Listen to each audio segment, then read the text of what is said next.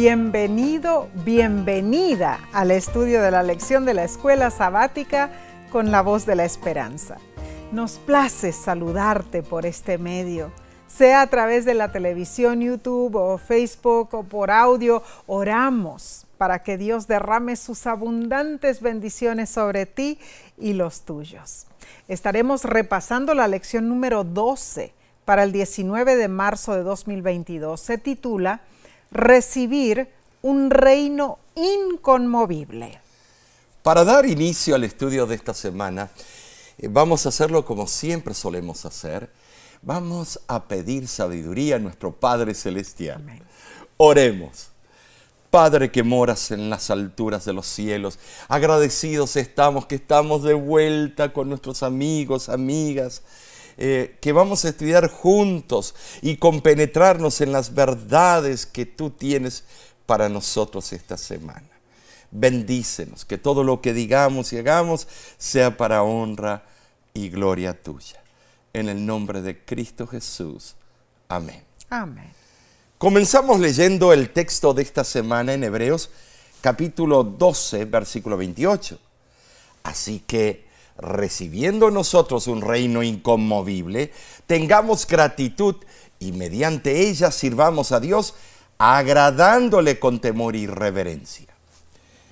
Con este versículo, el autor de la carta a los Hebreos llega al punto culminante de su mensaje con una exhortación concluyente. El juicio de Dios se aproxima.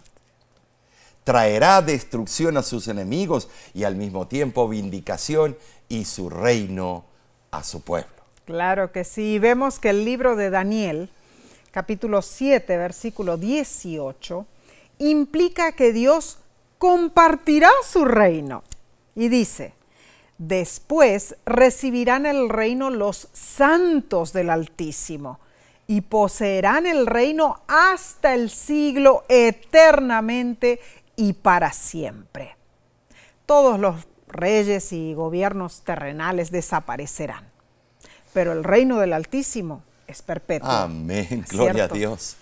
La usurpación y el mal gobierno de los impíos durará cierto tiempo, eso es algo verdadero, pero pronto terminará, mis hermanos.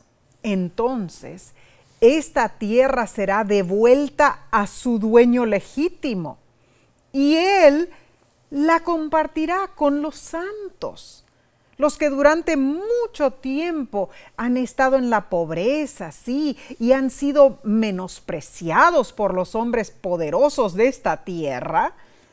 Pronto serán honrados y ensalzados por Dios. Amén por eso. Así es. Al final de su ministerio sacerdotal en el santuario celestial, Cristo recibe el reino de su Padre y entonces vuelve a la tierra a buscar a sus santos. Espero que seas tú y yo. Entendamos algo maravilloso. No hay nada transitorio en la ocupación de las mansiones que Dios tiene para sus hijos fieles. Ahora, y después de 1000 años en la tierra restaurada, como los explica Apocalipsis, estaremos allí. El contrato de alquiler nunca expirará y los habitantes vivirán seguros en sus moradas propias. Amén, o sea, 1000 años estaremos en el cielo y claro, luego de eso en la obra de juicio. Tierra restaurada. Wow. Isaías 65:22 dice: no edificarán para que otro habite, ni plantarán para que otro coma. Los escogidos de Dios disfrutarán la obra de sus manos. Amén. Gloria a Dios. Amén. Solo pensar, mis hermanos, que todas las pruebas que enfrentamos en este mundo de pecado es algo pasajero. Nos trae aliento, ¿no es así? Así es. La pluma inspirada asegura lo siguiente en el libro Joyas de los Testimonios y dice: en el tiempo de prueba que nos espera, Dios pondrá garantía de seguridad sobre todos aquellos que hayan guardado la palabra de su paciencia. Cristo dirá a sus fieles: anda, pueblo mío, éntrate en tus aposentos, cierra tras ti tus puertas, escóndete un poquito por un momento en tanto que pasa la ira. El león de Judá, tan temible para los que rechazan su gracia, será el Cordero de Dios para los obedientes y fieles. La columna de nube, que significa ira y terror para el transgresor de la ley de Dios, será luz, misericordia y liberación para los que hayan guardado sus mandamientos. El fuerte brazo que hiera a los rebeldes será fuerte para librar a los leales. Cada fiel será ciertamente recogido y enviará sus ángeles con gran voz de trompeta y juntarán sus escogidos de los cuatro vientos, de un cabo del cielo hasta el otro. Amén, sí. Qué cita que nos anima, Claro que nos da sí. gozo. Amén. Esta lección habla del reino inconmovible, el reino celestial. Así es. Estudiaremos puntos que aclararán nuestras incógnitas. ¿Qué clase de reino estamos buscando? ¿Cómo es Jesús como rey? ¿Cómo responde el reino de Dios a las acusaciones del enemigo? ¿Cómo juzgará Dios a los impíos y a los ángeles malignos? ¿Y cómo podemos compartir mejor los principios fundamentales bíblicos del reino de Dios? Tremendas preguntas, Nessie. Así es, todo esto vamos a Estoy estar emocionado. estudiando, Omar. Esta semana va a estar tremenda. Aprenderemos muchísimo. Estudiaremos la Biblia, porque bien lo afirma la pluma inspirada lo siguiente: la influencia educativa de la Biblia no tiene rival. Nada impartirá tanto vigor a todas las facultades como requerir que los estudiantes capten las estupendas verdades de la revelación. Ay, Omar, así que buscaremos el consejo de Dios en las Santas Escrituras, dependiendo siempre, claro, de nuestro Salvador Cristo Jesús. Y sé con mucha seguridad que los buenos principios y las verdades bíblicas relucirán en nuestra vida de manera real y práctica, mis hermanos. Entonces, no nos detengamos, adelante, Omar. Vayamos a la lección del domingo 13 de marzo titulada «Os habéis acercado al monte de Sión». Amén. Leamos lo que describe Pablo en Hebreos capítulo 12, versículos del 22 al 24. Sino que os habéis acercado al monte de Sión, a la ciudad del Dios vivo, Jerusalén la celestial, a la compañía de muchos millares de ángeles, a la congregación de los primogénitos que están inscritos en los cielos, a Dios el juez de todos, a los espíritus de los justos hechos perfectos, a Jesús el mediador del nuevo pacto y a la sangre rociada que habla mejor que la de Abel. El nombre Sión sí alude a uno de los cerros sobre los cuales estaba situada la antigua Jerusalén, la ciudad de David. Este llegó a ser un nombre poético favorito para la ciudad de Jerusalén. El monte Sión es también el lugar donde el Hijo de Dios fue proclamado sacerdote para siempre. Amén. Estos versículos nos dan a entender que nos hemos acercado mediante la fe al monte Sión en la persona de nuestro representante Cristo Jesús. Amén. Gloria a Dios. Tremendo. Y hay una celebración de una incontable hueste de ángeles. Tremendo, eso, Omar. Allí también está Dios mismo y Cristo Jesús, quien es el centro de la celebración. Cierto. Nosotros nos acercamos como parte de la congregación de los primogénitos que están inscritos en los cielos, Nessie. Así es, Omar. Esto es, mis hermanos, maravilloso. Amén. Nuestros nombres están apuntados en los libros celestiales.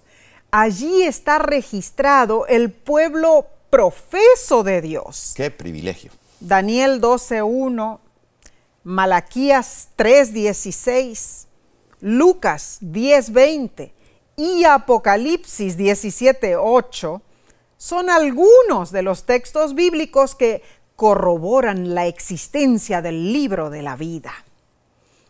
En los escritos publicados en el libro Exaltada Jesús, encontramos la descripción de ese extraordinario libro celestial y dice: en el libro de la vida están escritos los nombres de todas las personas que alguna vez se entregaron a Dios y actualmente se están revisando sus caracteres delante de Él.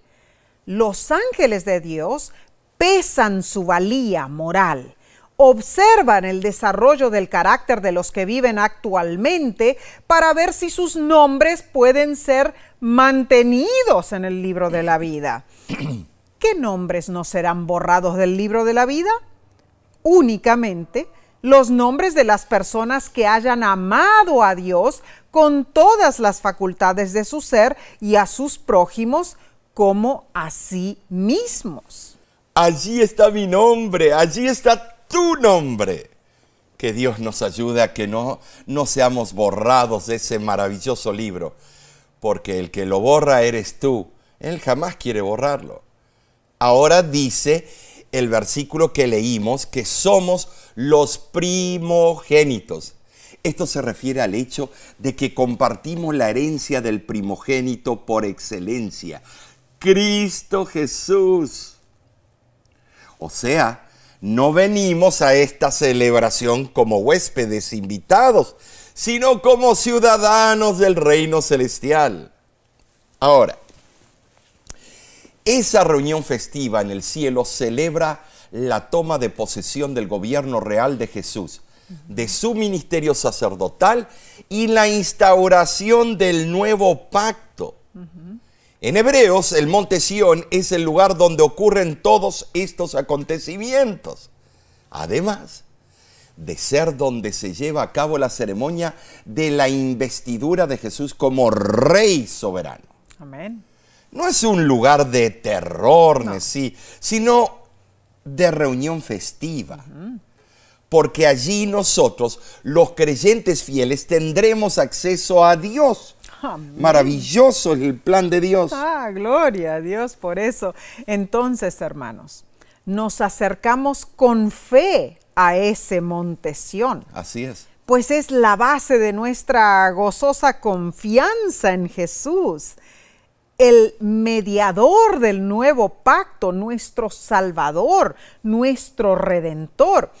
Y la lección de este día nos pregunta lo siguiente: ¿de qué maneras prácticas podemos celebrar en nuestra vida y nuestra adoración la realidad de Jesús, de su ministerio sacerdotal y del nuevo pacto? Tremenda pregunta. Omar, ¿cómo podemos hoy, no en el futuro, hoy, celebrar estas verdades maravillosas en nuestras vidas? Porque nosotros vivimos el presente. Claro. No vivimos otra cosa. Entonces, hermanos, en el libro Primeros Escritos, Elena de White nos exhorta lo siguiente: teniendo tal perspectiva delante de nosotros, tan gloriosa esperanza, semejante redención que Cristo compró para nosotros con su propia sangre, ¿callaremos? No. ¿No alabaremos a Dios con voz fuerte como lo hicieron los discípulos cuando Jesús cabalgó entrando en Jerusalén? Claro que sí. ¿No es nuestra perspectiva mucho más gloriosa que la de ellos entonces? Por supuesto, Nesí. ¿Quién se atreve a prohibirnos que glorifiquemos a Dios, aún con fuerte voz, cuando tenemos tal esperanza, henchida de inmortalidad y de gloria? Hemos gustado las potestades del mundo venidero. Amén. Y las anhelamos en mayor medida. Esta es una cita impresionante que toca lo más profundo de nuestra mientras fibra. Tú lo leías, respondía, claro porque que sí. Lo estaba viviendo. Amén. Esa cita. Amén, mis hermanos. Entonces, hoy te invitamos a no cesar de clamar por el Dios viviente. No te quedes satisfecho hasta que estés saciado de toda la plenitud celestial. Alaba a Dios con todo tu ser y di con el salmista: Mi boca proclamará la alabanza del Señor, que la gloria sea toda para Dios. Alabado sea tu nombre. Hermanos, en realidad nosotros tenemos una responsabilidad, porque al alabar a Dios, al glorificar su santo nombre, tenemos también que compartir esa alegría que tenemos con otros. Porque a veces alabamos y no queremos que nadie nos saque de nuestra zona de confort. Queremos quedarnos ermitaños o sentados como gallinas cluecas en los asientos de la iglesia, empollando no sé qué, estimados. No podemos estar así. Nosotros, cuando tenemos una alegría, tenemos que ir a contarlo a todo el mundo. Claro que cuando sí. nació nuestro primer bebé, nuestro segundo bebé, quien sea. Cuando, si tuvimos la oportunidad de comprar una casa, un auto nuevo, venimos lo compartimos y lo compartimos y mirá, mi auto nuevo. Tenemos que dar las buenas nuevas con alegría, claro, con ímpetu. Sí. Y con un sentido de urgencia. Entonces, Omar, acerquémonos al monte de Sión. Claro. Pero acerquémonos acompañados de nuestros seres queridos, de nuestros amigos, amigas. Fíjate que, de acuerdo a Daniel 7 y de acuerdo al libro de Apocalipsis, capítulo 21, hay dos montes. El primero es a donde Daniel 2 comenta que está en el cielo, donde una mano no humana, él cortó, él arrancó una piedrecita del primer monte. Ese es a donde está el trono celestial. Y el segundo monte es al final de la historia del mundo en pecado, redimido por Cristo, y es el monte de Sión aquí en la tierra, pero es donde va a ser colocada la santa ciudad, sobre el Monte de los Olivos. Se va a partir en 4 partes, y entonces allí va a ser el Sión claro que terrenal. Sí. Claro que sí. Entonces, hermanos, estamos estudiando recibir un reino inconmovible, como dice la Biblia. Y que hay muy pocos de esos hoy en día en la tierra, todos son conmovibles. Pero bueno, en este momento vamos a tener que tomar un breve receso, pero luego continuaremos con el estudio del día lunes. No te vayas, volvemos enseguida.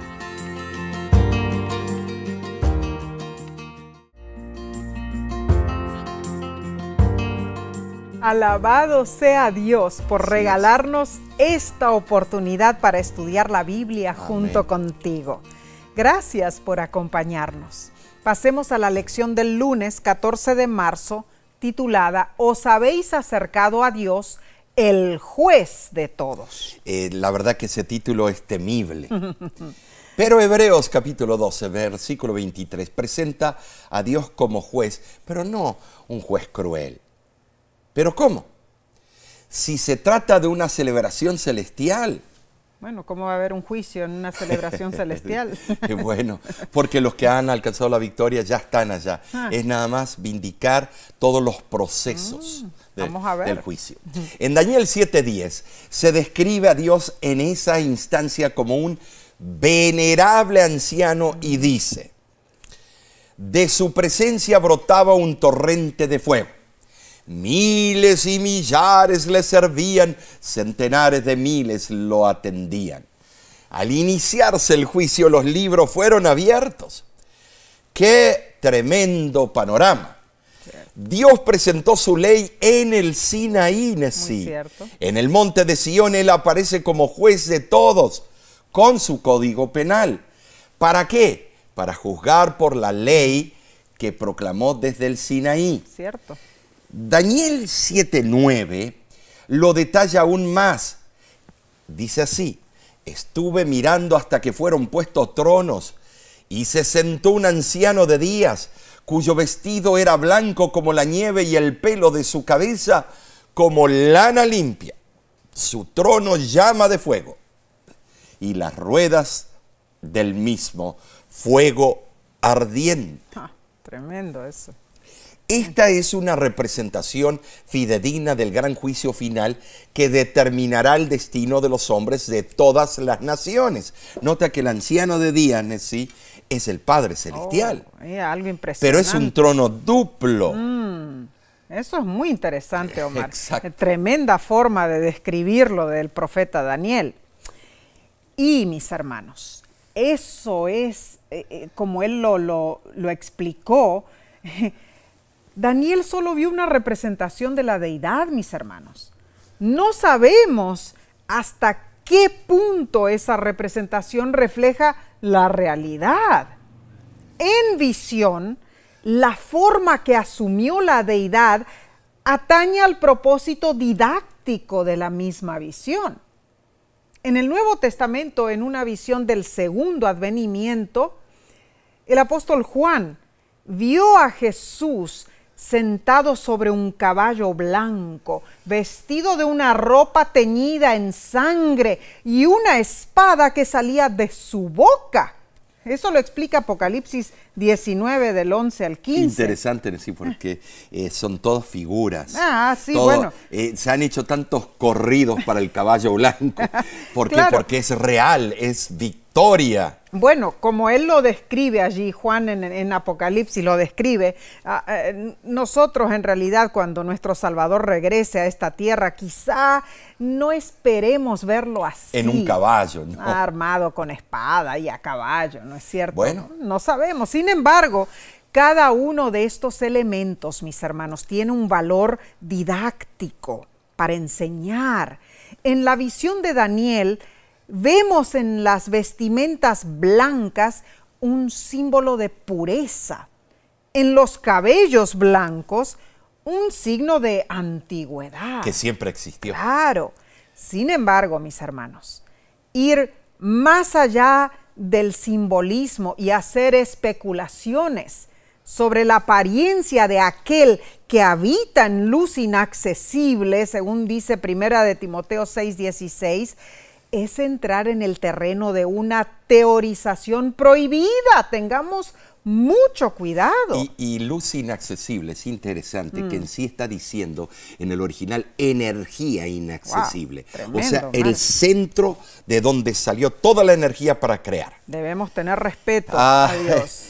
Esto es increíble, muy cierto todo esto. Pero no dudemos que Dios es un ser personal. Amén. Joyas de los Testimonios lo explica. Dios es espíritu, sin embargo, es un ser personal, puesto que el hombre fue hecho a su imagen. Pero nunca caigamos en el error de especular sobre la naturaleza de Dios. No. Cuando nos sintamos tentados a hablar de Dios, del lugar donde Él está, de lo que Él es o hace, pensemos más bien con temor y respeto que Él es sublime y su gloria llena los cielos. No usemos especulaciones. Quitemos el calzado de nuestros pies, porque el lugar donde estamos colocando nuestros descuidados y no santificados pies, tierra santa es, ¿te acuerdas? Entonces, sobre todo esto dice la pluma inspirada: el silencio es elocuencia. El silencio es Esto elocuencia. es tremendo en sí, porque a veces queremos tener un montón de palabras para mostrar el conocimiento y caemos en el error de la especulación. Muchos no solamente especulan, sino que aseguran. Aseguran Esto es por así, un teólogo, esto es por un lo otro. pastor que escucharon. No, cuidado con eso. Claro. Bien. Imagínense, hermanos, qué impresionante será ver el número de millares de seres celestiales. ¿Quiénes son? Son ángeles. Amén. Ángeles que ministran delante del Señor y cumplen siempre su voluntad. Los ángeles de Dios desempeñan una parte muy importante en este grandioso y espeluznante juicio. Los ángeles son simultáneamente ministros y testigos. Sí, leo del Conflicto de los Siglos, dice lo siguiente: los caracteres y vidas de los hombres habrán de ser revistados ante el juez. El anciano de días es Dios, el Padre. Es Él autor de todo ser y de toda ley, quien debe presidir en el juicio. Y millares y millones de santos ángeles, como ministros y testigos, están presentes en este gran tribunal.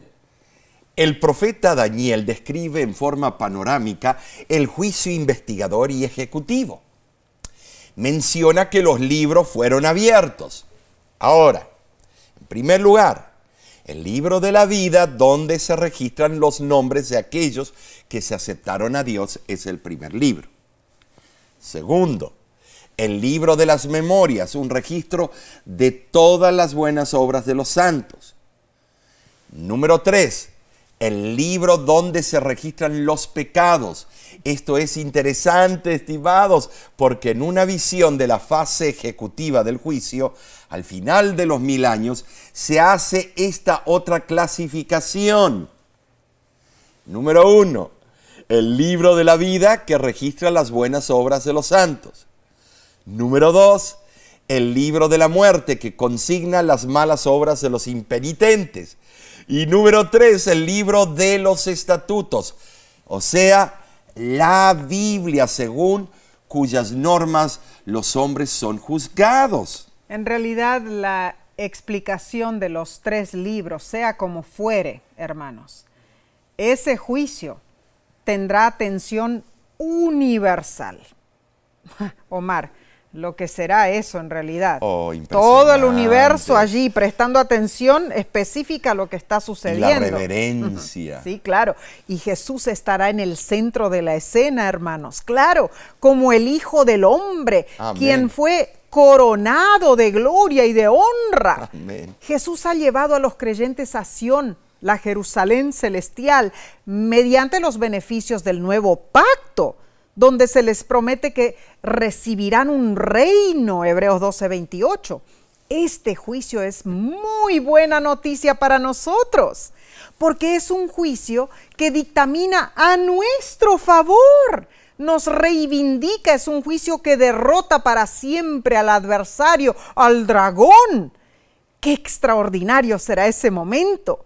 Por esta razón, los mensajes de los 3 ángeles son muy relevantes. Oh, son relevantes y hay que predicarlos. Claro, podemos llamarlos las buenas nuevas del tiempo del fin. Bueno, ahora, veamos lo que sigue en la lección del martes 15 de marzo. Se titula, «Conmoverá el cielo y la tierra». En Hebreos 12:26, Pablo menciona que después de la celebración festiva en el cielo, Dios hará estremecer una vez más el cielo y la tierra. Cierto. ¿Cuál es el propósito de Dios de nuevamente sacudir los cielos y la tierra? Para entender esto debemos leer algunos textos claves. Comienzo con Ageo, capítulo 2, versículos 6 al 7. Porque así dice Jehová de los ejércitos, de aquí a poco yo haré temblar los cielos y la tierra, el mar y la tierra seca, y haré temblar a todas las naciones, y vendrá el deseado de todas las naciones, y llenaré de gloria esta casa, ha dicho Jehová de los ejércitos. Notan así, la expresión yo haré temblar recuerda las manifestaciones previas del poder de Dios, incluso cómo sacudió la tierra cuando fue dada la ley en el Sinaí. Claro que sí, Omar. Y Salmo 99:1 también dice, Jehová reina, temblarán los pueblos. Él está sentado sobre los querubines, se conmoverá la tierra. Podemos ver en este texto que cuando Jehová manifiesta su realeza, los hombres tiemblan ante él y el planeta terráqueo se estremece. Por último, leamos Hebreos capítulo 12, versículo 26 al 27. Y dice así, la voz del cual conmovió entonces la tierra, pero ahora ha prometido diciendo, aún una vez y conmoveré no solamente la tierra, sino también el cielo. Y esta frase, aún una vez, indica la remoción de las cosas movibles como cosas hechas para que queden las inconmovibles. Esta profecía se aplicó al templo terrenal cuando fue restaurado después del cautiverio babilónico. También se refiere al segundo advenimiento de Cristo. La frase "aún una vez" indica que la segunda sacudida será final y definitiva. No necesitará, hermanos, otra sacudida más. Una en secreto y otra visible, no. Por lo tanto, todo lo que pueda ser sacudido y removido ocurrirá en esa segunda conmoción que se producirá con la venida del Cristo o Cristo Jesús. El autor de la lección explica lo siguiente. Para los hebreos, el temblor del cielo y la tierra se refiere a la destrucción de los enemigos de Dios. Esto es lo que Dios prometió en la entronización de Jesús. Dios le dijo: siéntate a mi diestra hasta que ponga a tus enemigos por estrado de tus pies, Hebreos 1:13.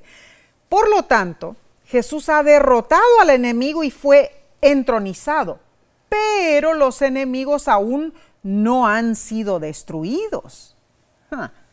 Omar, aquí vemos algo interesante, Sí. porque entonces esa segunda conmoción del cielo y la tierra ocurrirá cuando Dios destruya por completo a esos enemigos, a Satanás y sus ángeles, que están detrás de los poderes terrenales y todavía los controlan. Y eso será después del milenio. Claro que sí. Ahora, solo entonces serán removidos el pecado y todas sus consecuencias. Me voy a detener.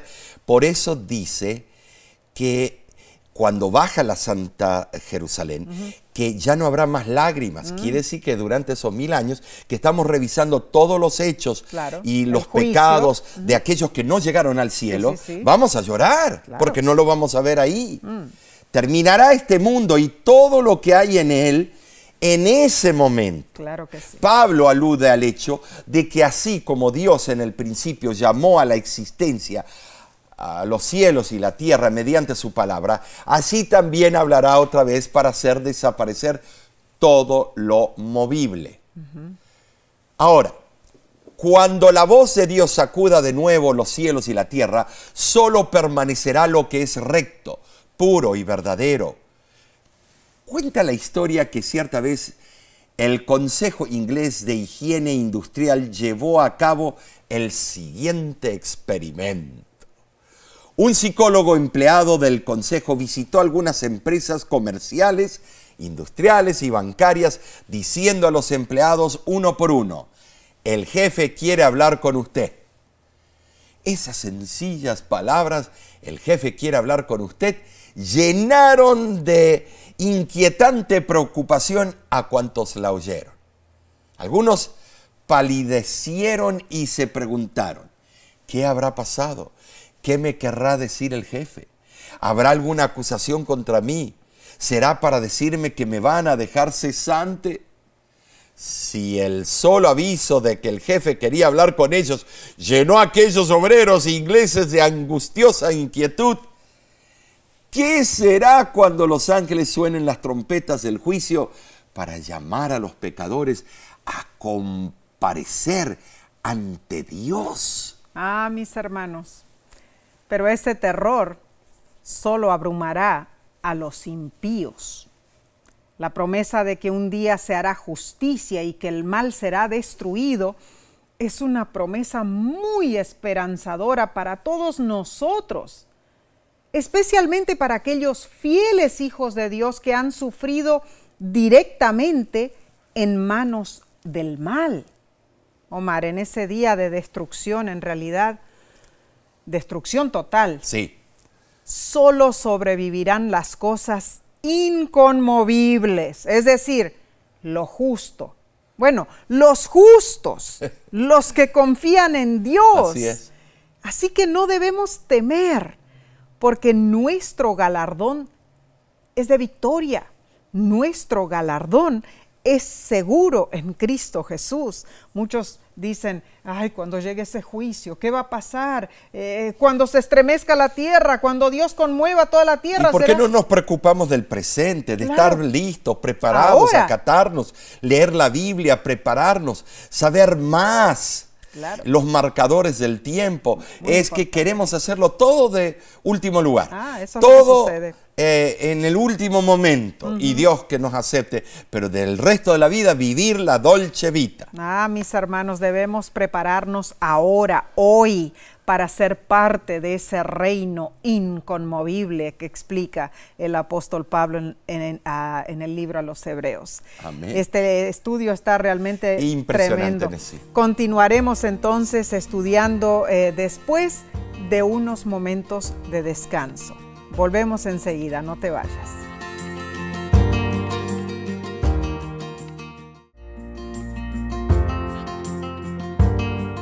Gracias por unirte a nosotros en el estudio de la lección de la escuela sabática. Pasemos a la parte del miércoles 16 de marzo, titulada Un reino inconmovible. Hebreos 12:27 dice, y esta frase, aún una vez, indica la remoción de las cosas movibles como cosas hechas para que queden las inconmovibles. ¿A qué alude este texto, Nesí? ¿Cuáles son las cosas que no serán conmovidas? Bueno, leamos algunos versículos claves. El primero se encuentra en el libro de Salmos, capítulo 15, versículo 5.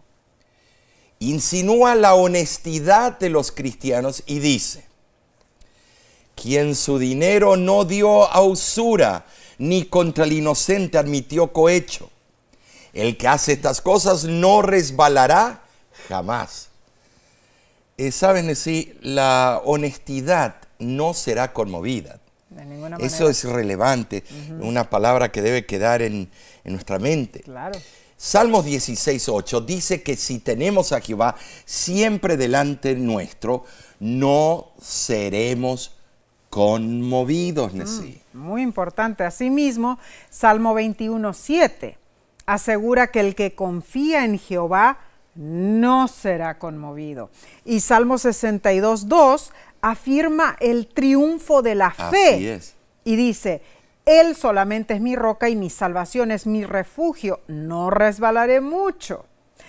Y Salmo 112:6 menciona que el justo nunca resbalará, o sea, no será conmovido. Ahora, Nesí, el justo será bendecido siempre. Amén. Se recordará al individuo piadoso por sus actos de misericordia y bondad. Así es. El recto tiene la conciencia limpia y una confianza estable. No es como el impío que está continuamente atormentado por sus pecados. Ahora, el corazón de los justos es sostenido por Dios y descansa sobre el firme fundamento de la fe en Él. En cambio, los impíos contemplan el juicio final y su fin es la destrucción. En el juicio final, quienes estén en Jesús no serán conmovidos. Vemos claramente que en Hebreos la permanencia y la estabilidad se relacionan siempre con Jesús.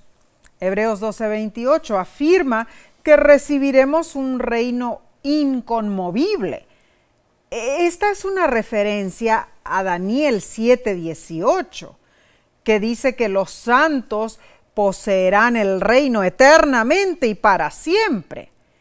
Este es el reino que no será jamás destruido.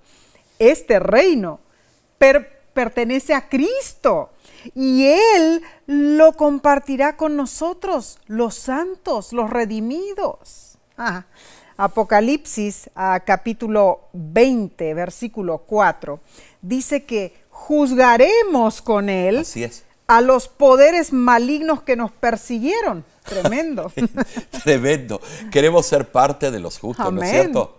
Sin embargo, no debemos tomar esto en forma frívola. No. Debemos atesorar las verdades bíblicas, mantener a Cristo en nuestro corazón.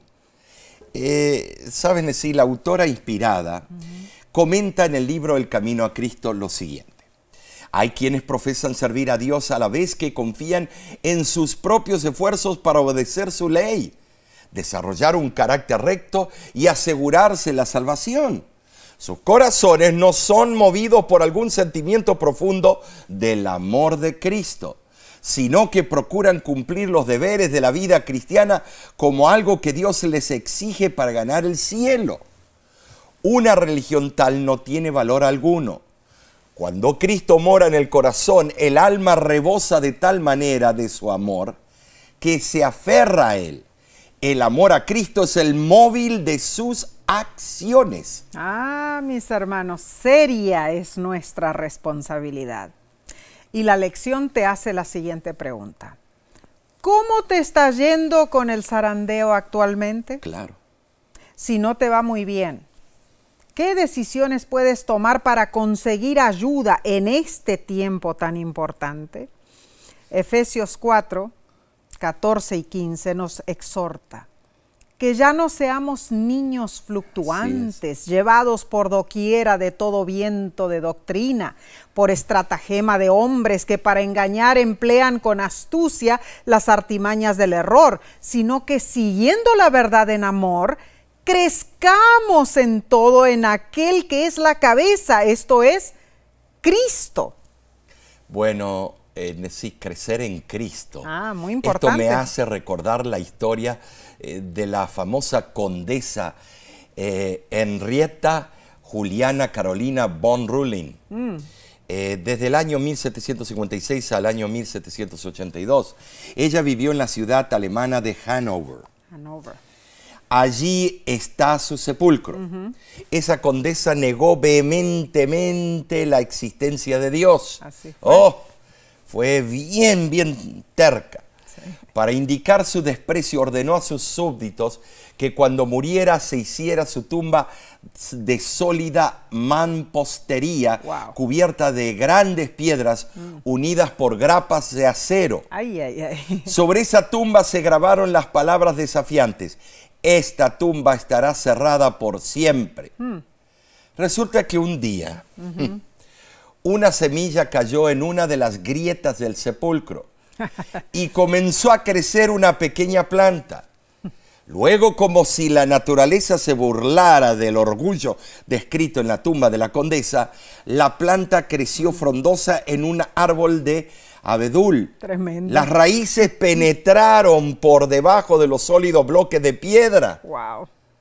Levantándolos y sacándolos de su lugar. Increíble. Aunque apenas han pasado algunas generaciones, Nesí, desde que aquel sepulcro fue sellado, solo bastó una pequeña semilla para que el poder de Dios se glorificara sobre aquellas palabras inscritas en ese lugar desafiante. Y así debemos ser nosotros. Claro. Crecer en lugares desafiantes. Gran lección nos enseña la historia de esa famosa condesa. Así es.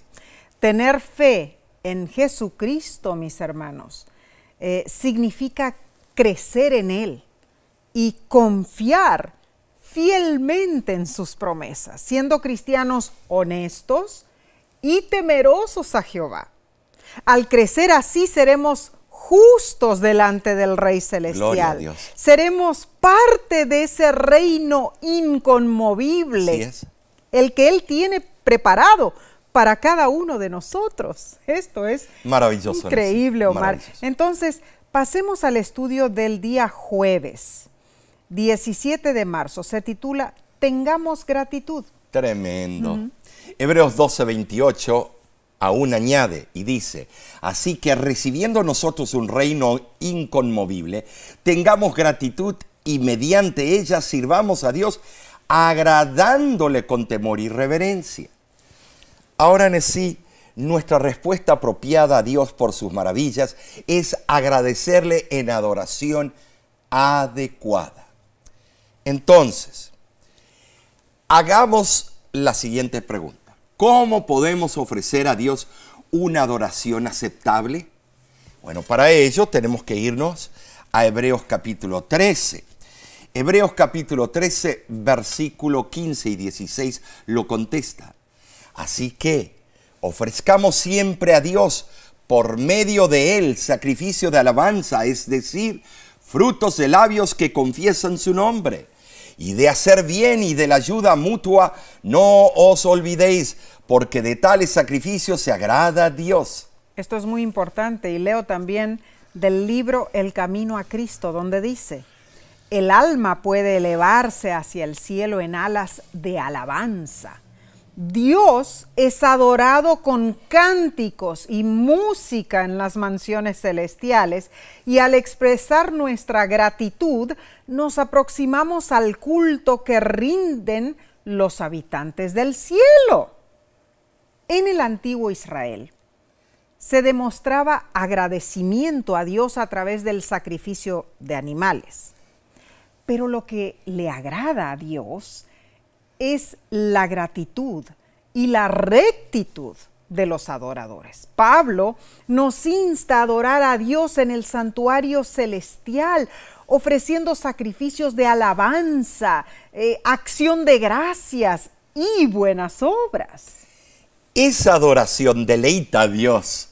Él procura que le adoremos en espíritu y en verdad, reflejando el carácter divino y demostrándole nuestro amor y devoción con una vida de servicio. Ahora, el autor de la lección recalca lo siguiente: la invitación que Pablo le hace a la audiencia a adorar a Dios como a él le agrada, implica que los creyentes son una nación sacerdotal que ha sido perfeccionada y santificada mediante el sacrificio de Jesús. Wow. Esto cumple el propósito original de Dios para Israel, el de ser una nación sacerdotal mediante la cual Él pudiera anunciar las buenas nuevas de salvación. ¿A quién? Al mundo. Esto es tremendo. Tremendo. Claro que sí, una nación de sacerdotes. Sacerdotal. Increíble. Real sacerdocio. Tremendo. Santiago 1:27 explica la verdadera adoración del cristiano. Texto. Dice: la religión pura y sin mácula delante de Dios el Padre es esta: visitar a los huérfanos Amén. Y a las viudas en sus tribulaciones y guardarse sin mancha del mando. Y Hebreos capítulo 13 del 1 al 6 añade en términos prácticos lo que significa también hacer el bien, mostrando amor fraternal como lo hizo Jesús, siendo hospitalarios, visitando a los encarcelados y maltratados y rechazando el pecado. Servir y compartir lo que tenemos es parte de nuestra adoración a Dios. Ahora te pregunto, ¿estás siendo agradecido a Dios? ¿Estás dispuesto a que Jesús haga su obra en ti? Sabes, en la vida cristiana, solo conquista el éxito aquel que une el esfuerzo humano con el omnipotente poder de Dios. Nuestra actitud debe ser de agradecimiento constante al jefe soberano, Cristo Jesús. Esta lección nos presentó a Jesús como mediador del nuevo pacto y a Dios como juez. Estudiamos del juicio de Dios como la tierra se estremecerá, y comprobamos a la luz de la Biblia que los que sobrevivirán serán los inconmovibles, los que confían en Dios. Ahora, en la parte del viernes cambia de rumbo la temática de esta lección. Muy cierto. Con una larga cita del libro del conflicto de los siglos que explica lo que sucederá en los 1000 años que estemos en el cielo. Nesí, te voy a pedir un favor. ¿Podrías tú leer esa cita? Tú claro tienes esa voz sí, melodiosa y dulce. Gracias. Hazlo. Vamos a leerlo. Dice: durante los 1000 años que transcurrirán entre la primera resurrección y la segunda, se verificará el juicio de los impíos. El apóstol Pablo señala este juicio como un evento que sigue al segundo advenimiento. No juzguéis nada antes de tiempo hasta que venga el Señor, 1 Corintios 4:5. En ese tiempo, los justos reinarán como reyes y sacerdotes de Dios, Juan dice, vi tronos y se sentaron sobre ellos los que recibieron facultad de juzgar. Serán sacerdotes de Dios y de Cristo y reinarán con él 1000 años. Apocalipsis 20, 4 y 6. Entonces, los santos han de juzgar al mundo. 1 Corintios 6, 2. Junto con Cristo juzgan a los impíos. Comparan sus actos con el libro de la ley, la Biblia, y fallan cada caso de acuerdo con los actos cometidos. Los malos tienen que sufrir según sus obras y queda anotado frente a sus nombres en el libro de la muerte. Oh, tremenda cita, Sí lo es. Pablo dice en 1 Corintios capítulo 6, versículo 3, lo siguiente. ¿O no sabéis que hemos de juzgar a los ángeles? Y Judas en el versículo 6 declara, a los ángeles que no guardaron su estado original, los ha guardado en prisiones eternas bajo tinieblas hasta el juicio del gran día. Tremenda esta cita. Sí lo es. Estos versículos y la cita del conflicto de los siglos sí explican que durante esos 1000 años que pasarán entre la primera resurrección, la que ocurre para los justos en la segunda venida de Cristo, y la segunda resurrección, la que será la de los malvados, los injustos. Claro. La segunda, la de perdición.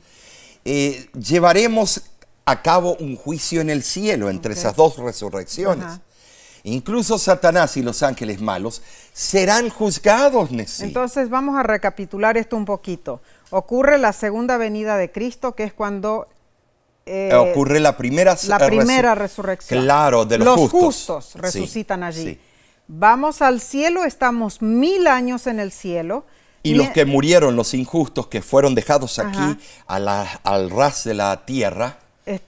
Satanás va a estar aquí sin poder tentar a nadie. A nadie, por eso está encarcelado. Exacto. Después de los 1000 años, entonces ocurrirá la segunda resurrección. Porque tienen que ver la santa ciudad descender y la coronación del Hijo sobre el muro. Y ahí esa es la resurrección a muerte. Ah, los impíos resucitan en ese momento entonces. Bueno, mis hermanos, la verdad es que Dios tiene maravillas preparadas. Claro. Cosas que ojo no vio ni oído oyó. Por eso, hermano, hermana, te invitamos con las palabras de Amós 4:12. Oh, qué hermoso. Prepárate para encontrarte con tu Dios. Es que tenemos algo maravilloso en nuestro corazón de solamente saber que Cristo hizo todo por mí para salvarme. Compartiremos esto con otros. Y seremos parte de ese reino. Pero dice Amós 4:12, prepárate para el encuentro con tu Señor. Te voy a contar algo.